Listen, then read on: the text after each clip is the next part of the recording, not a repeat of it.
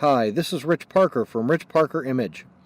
I'm taking my own advice today, and I'm going out with a meetup group called Hiking with Cameras. We're going for a 1.5 mile hike up Conisty Falls and hoping to get some good spring foliage shots. The weather is beautiful. It's just a little bit cool and nice bright sun and a blue sky. So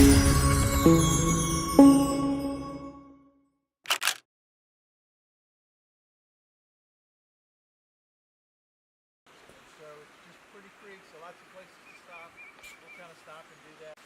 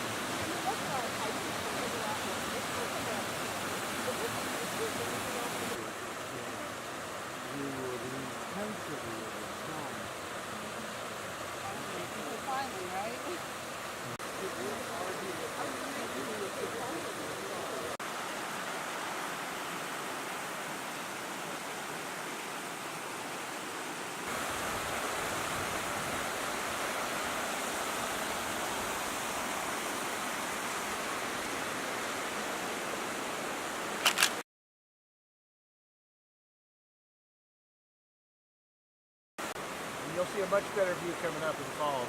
Great.